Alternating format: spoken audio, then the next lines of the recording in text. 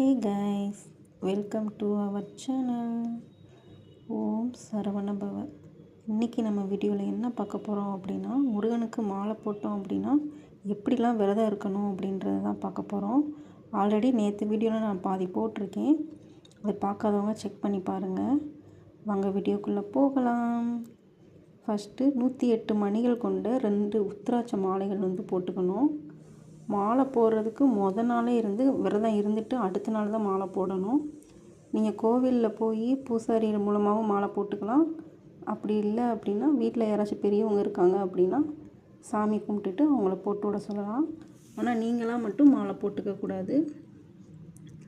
Morning and evening 2 டைமே மாலைக்கு சந்தன குங்குமம் வச்சுருங்க. பாய்ஸாக இருக்கீங்க அப்படின்னா கண்டிப்பாக வெளியில் போகும்போது துண்டு போட்டு தான் போகணும். க்ரீன் கலர், ப்ளூ கலர் இந்த 2 துண்டு போட்டுக்கலாம். நகம், முடி அதெல்லாம் வெட்டவே கூடாது. தனி டம்ளர், தட்டு அதை மட்டும்தான் யூஸ் பண்ணணும். தரையில் புது துணி தான் விரித்து தூங்கணும். பகல் நேரத்தில் தூங்கவே கூடாது.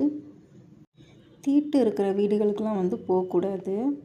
அப்புறம் இந்த கசப்பாக சாப்பிட்றது, கீரை சாப்பிட்றது அதெல்லாம் இந்த டைமில் சாப்பிடக்கூடாது. கண்டிப்பாக மாமிசம் எடுத்துக்கவே கூடாது.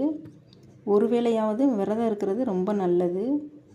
அந்த ஒரு வேளை விரதத்துலையுமே பால், பழம் அந்த மாதிரி எதாவது சாப்பிட்டுக்கலாம். 3 வேளையுமே அரை வயிறாக உணவு சாப்பிட்டுக்கணும். தண்ணி கூட குடிக்காமல் நம்ம விரதம் இருக்கக்கூடாது. ரொம்ப கோபப்படக்கூடாது. இந்த டைமில் வீண் வார்த்தைகள் எதுவுமே பேசக்கூடாது. பெண்களுக்கு 21 நாள் விரதம் இருக்கிறது கொஞ்சம் நல்லது. விரதம் இருந்து முடிச்சுட்டு நீங்கள் கோயிலுக்கு போயிட்டு அடுத்த நாளே கறி சமைக்கக்கூடாது வீட்டில். எனக்கு தெரிஞ்ச வரைக்கும் நான் இதில் சொல்லியிருக்கேன். உங்களுக்கு எதுவும் இன்னும் தெரியும் அப்படின்னா நீங்கள் கமெண்ட்டில் சொல்லுங்கள். இல்லை உங்களுக்கு வேறு எதுவும் தகவல் தேவைப்படுது அப்படின்னாலும் கமெண்ட்டில் கேளுங்க, நான் கண்டிப்பாக ஆன்சர் பண்ணுறேன். இந்த வீடியோ பார்க்குற எல்லாருக்குமே முருகன் கண்டிப்பாக நீங்கள் கேட்டதை கொடுப்பாரு. தேங்க்யூ.